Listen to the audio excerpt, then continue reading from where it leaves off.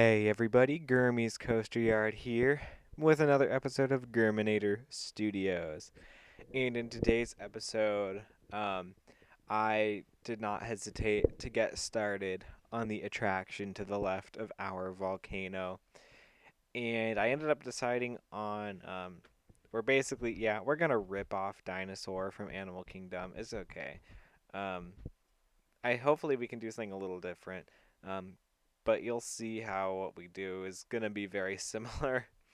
Um, but yeah, I ended up going with the monster trucks ride, essentially. Even though I don't like how it only has two people per car, there are no block zones, which means we can set the dispatch rate. Uh, we can make it purely interval based.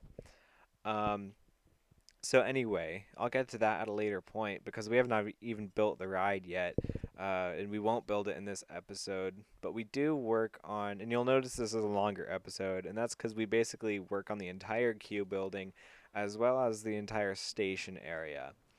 So basically, everything that's right next to the volcano will be turned into a building by the end of this video. So I want to start by talking about the concept of anchor points. And this is something that I use when I build in Rollercoaster Tycoon 3 when I have a general idea of something I want to build, but I don't know the exact direction I want to take it. I just start with a spot where I know I want something to be and where I know how I want it to look, and I develop the project from there. So with this project, I kind of had no idea what I wanted to do for this building, but I knew for a fact that I wanted the entrance to kind of look like prisony, kind of like the third iteration of Germanator Studios.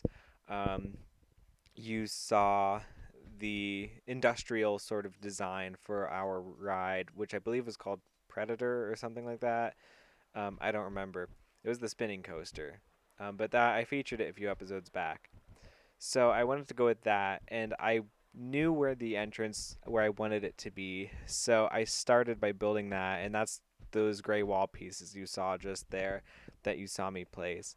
And I basically started by building that and worked my way back. Another example of how I used the anchor points are with the volcano.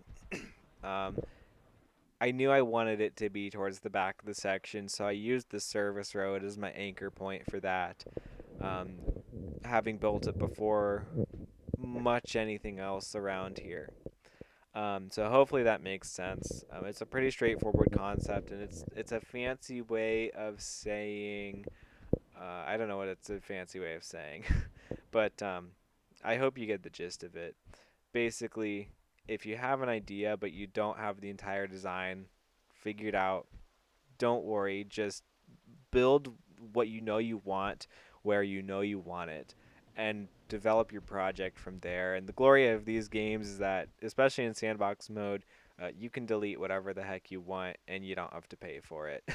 So, anyway, moving on, you can see me using another technique I believe I used before, at least in the other park I mentioned, using the porch pillar pieces in conjunction on the outer edge, basically, of the wall, just to make it look more industrial and to give it more depth and a little more character.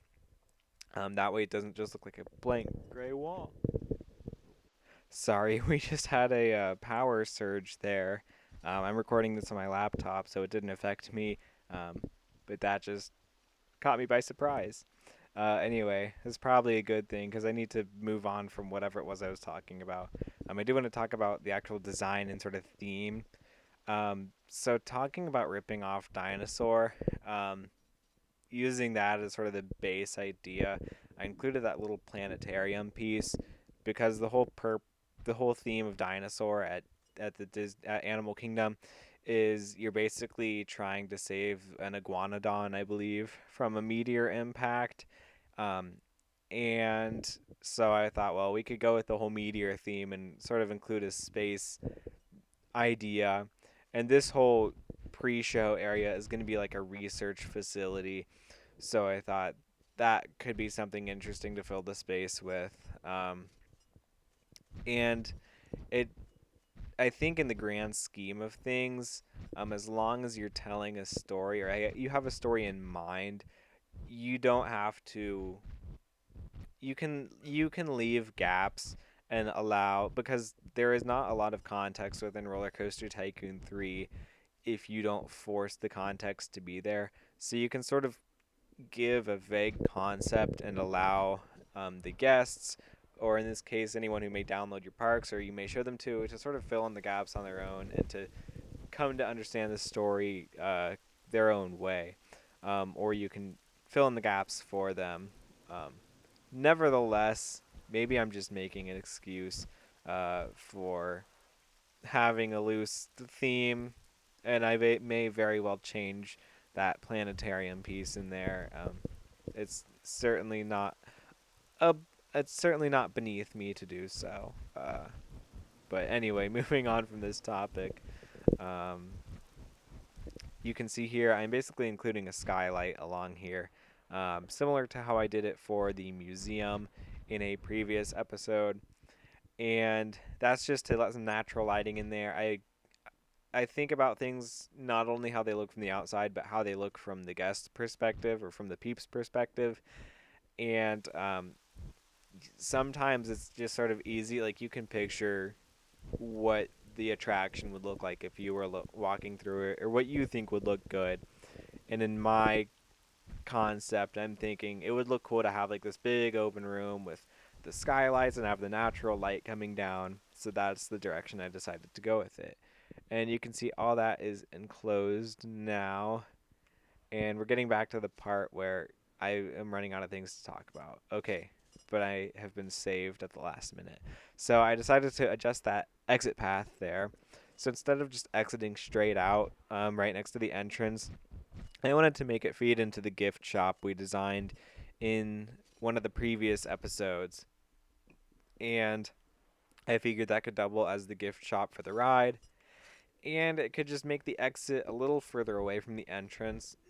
I'm never a big fan of having an exit right next to an entrance with larger attractions, because it can sort of disrupt the flow of foot traffic when you have people trying to walk one direction and people trying to walk another direction, all in the same spot.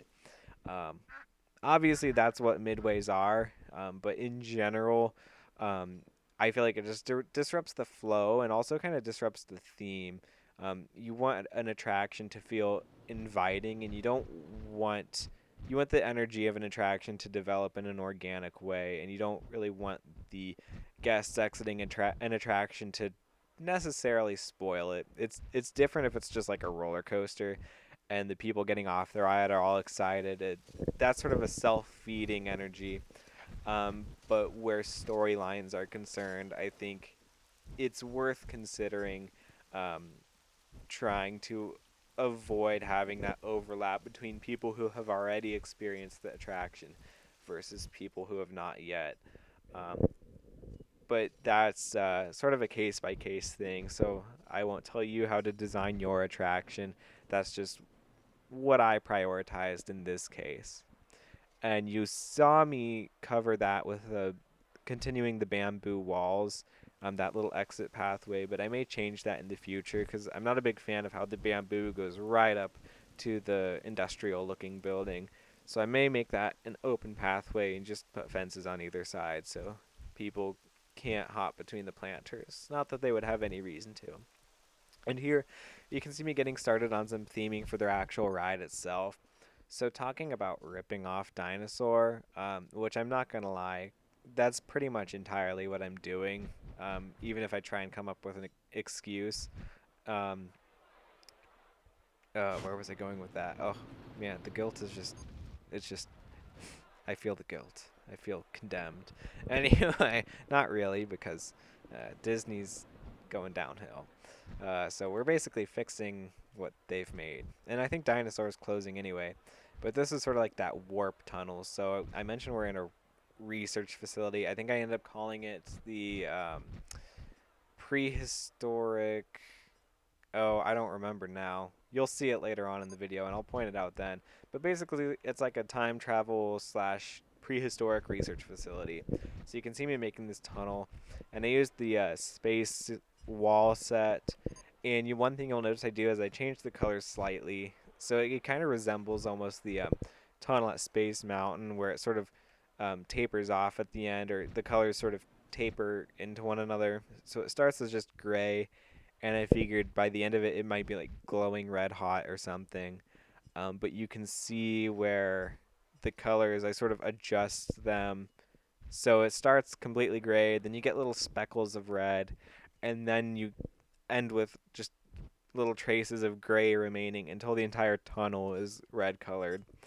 Um, and yeah, it's more of just a visual thing than something I can explain, I guess. Um, but I guess the idea is just to have that sort of natural progression and the building of excitement. Um, and it just looks cool, you know. Sometimes you just gotta do things because they look cool. Um, but I'm stalling because I have 20 minutes left of this and I don't know what I'm gonna say. Uh, but here I'm picking colors for the cars because we don't want them to look like monster trucks. We want them to look like weird time traveling vehicles. Certainly not like rip-offs of some Disney attraction or something. Uh, anyway, but I like how they turned out. I just went with a gray and black color scheme, um, or a gray, white, and black. So they had flames on the side, but I didn't really like the look of that because they're not monster trucks. So I was able to sort of mask the flames mostly. And here you can see me putting in the operator booth. So there's a window up top that they would have an overhead view of the track, and it's sort of it's an operator booth in the like the lore of the park, I guess. But in practicality or thematically, it could also just be some sort of um, like control panel for the research facilities weird time machine thing. Um, so it all sort of just fits in with the theme of like the scientific laboratory. Um, and you can see me putting in a catwalk too. I really wanted to bring out the industrial feel within this build, and here you can see me copying over the other uh, time tube tunnel thing, time tunnel, dinosaur train. Anybody? Did anyone watch that as a kid? Yeah, I guess this is sort of a time tunnel, and dinosaurs. Oh my goodness, guys! I think we're just recreating the dinosaur train. I think I have someone other than Disney to worry about suing me over this. Good thing I'm not making any money off of it, right? This is just for our entertainment. Anyway, man, I feel like do any of you guys watch the Matt Lown Planet Coaster series? Because I really am starting to feel like him with my digressions and goodness. Uh, I'm going crazy, you guys. I hope I'm entertaining you at least. I'm certainly entertaining myself, even if I don't sound like it. But right here, I put in just what in theory could be a stairwell. You never see the inside of those doors there as a guest, and I didn't bother putting any stairs inside of them. But theoretically, that would be how employees can access the catwalk. It would be from that exit ramp, and I believe that's the only access point they have to it. Um, and you can see down there, there is access to the lower or to the entrance platform as well. Anyhow, where else am I going with this? I have no idea. See, the problem I have is I know how this all ends. Um, you don't. So you don't know that I'm about to place a brick wall until you see me go into the brick wall set. In fact, I forgot I placed a brick wall because I end up deleting it. It's not what I go with in the end. Um, goodness. I'm sorry, everyone. It's been a long night. Speaking of trains, I work at the Columbus Zoo, and I was operating the train all night. Except I wasn't operating the train there. I was putting sand on the tracks because, uh, the tracks in this cold December weather they tend to get icy, and so we put sand on the tracks to keep the train from slipping, and that's what I was doing all night. It was still a lot of fun, you know. It's perfectly safe. Um, but yeah, I had a long night, and so my mind is a bit tired. Uh, and now I don't know what to tell you people. But I'm fixing something with the roof because I didn't like something about it. I think I'm just making it more consistent and getting rid of some of those like cross hatching patterns on the top, which I end up making those green colored. Spoiler alert. Um, Here I'm sort of trying to figure out how I want these paths to interact with each other, or the track, I should say. Okay, and here is where I change up the little exit bit. So I wanted it not to just go straight into a wall because that looks kind of cheaty. I wanted to make it look like this device had some sort of power source or generator or like nuclear core or some weird thing to make it look like it was actually going into some other dimension or whatever. I don't know. So I ended up going with the London wall pieces, um, but I colored them red so they look more kind of like the Tron movies, like a weird cyber grid type appearance. And that looks good from the rider perspective, in my opinion, because it feels like you're getting transported across a weird dimension. Um, Maybe this could be like you're going into a simulation of dinosaurs or something. You're not actually in a time machine. I don't know. And from the outside, it just looks like a cool, weird, sciency thing, you know? And yeah. So that's about all. Oh, here you can see me changing the tops of those to a green color to match the pattern. Now, you're about to see me do something that I just think kind of ruins this build. From the outside, me putting these girder pieces on, I think it looks pretty cool.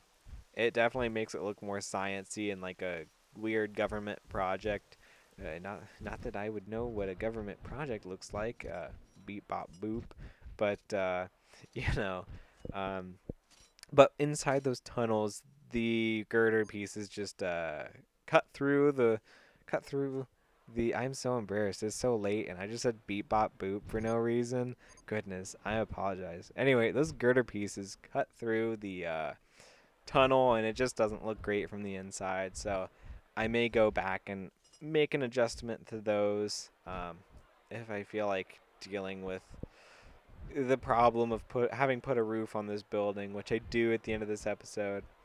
But it'll probably be worth it in the end because we're trying to make it look cool and look consistent. And you know, I would be a hypocrite if I told you that's what I was doing and I didn't do it. So I guess you'll see me do that in the next episode. And if I don't, you're allowed to call me out for it. If any of you have actually watched this far, um, oh, you know what? Let's have some fun. If any of you have watched this far, comment. We're gonna do a Matt Lown thing again here. Comment. Um, Go away green beans because that wall I'm painting the color go away green, which I talked about in another episode. And green beans are tasty and healthy for you. So comment go away green beans if you have made it this far. I dare you. I triple dog dare you. So now you have to. I'm sorry, but it's the rules. Now I'm just putting more railings up there on the catwalks to make it look safe. You know, these have to be OSHA compliant in the end because this theme park is based in America and our handrails have to be to a certain point. Uh, and you know, I think I mentioned doing building inspections for Cedar Point, and so you know, I'm a real stickler for handrails now. In fact, I'm just gonna call myself out. These railings don't have toe boards, which means you know, your toes could fall off of the catwalks. I think I don't know. Um, so they're not even OSHA compliant. I don't know why I'm trying. You know, it's all good. It's all good. And what else are we doing? Man, I'm just rambling. I'm sorry if this is terribly boring, but I feel like it might be entertaining, so I'm gonna roll with it. No pun intended, because we're building a ride that rolls. Um, and you know what? It rolls like ROLL. but in the end, it's gonna rule like RULE, um, because yeah, it's gonna be really cool. So it's 1:30 a.m. in the morning here, and like I said, I'm really tired.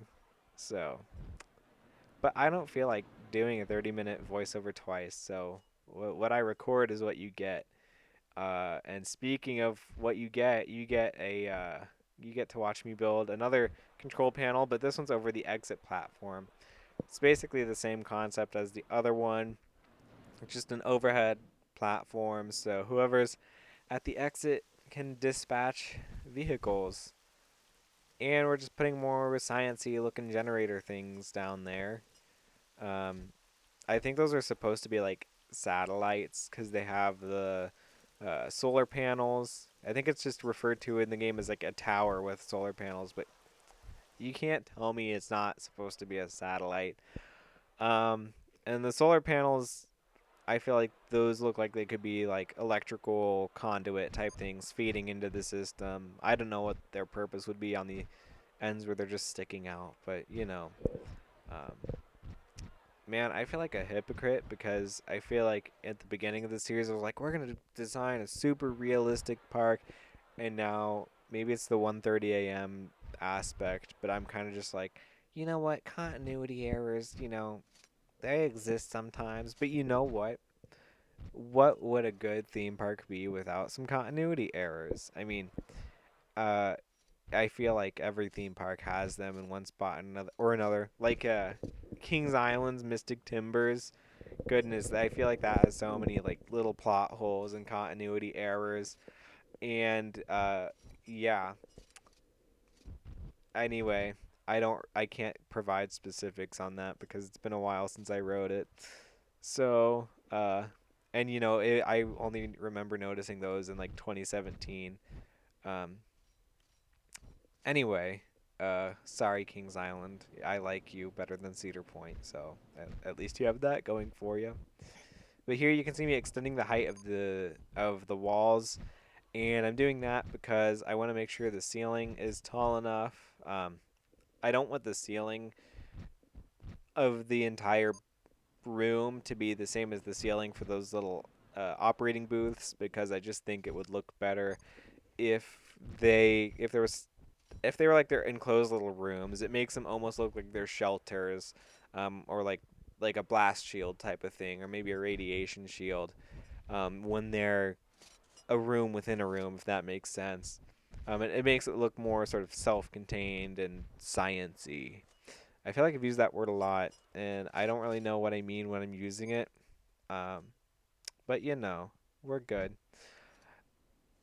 And oh, I only have 6 minutes left of talking. I don't know how I've spoken for 23 minutes straight, but I have. So I'm just gonna pat myself on the back here. Um, you know what? I have a fun idea. It's late, and I need to upload this video because this is Friday. This is Friday morning technically, which means this video is due at noon. And I decided that I'm not gonna proof listen to any of this because I like to live on the edge. And I don't know what that was. Oh, you could see my little screen recording window there. That annoyed me that I included that, but oh well. And here you can see me putting the ceiling in. Now you'll notice I'm using a similar technique to the indoor roller coaster we designed, where I'm using a black ceiling, and then I'm going to go over top of that with a gray roof. Um, so I wanted the black ceiling on the inside because I feel like a scientific laboratory would probably have a black ceiling just to make it feel dark, especially a scientific laboratory that is really a theme park attraction. I mean, tell me it wouldn't have like a black ceiling. It's like a museum exhibit.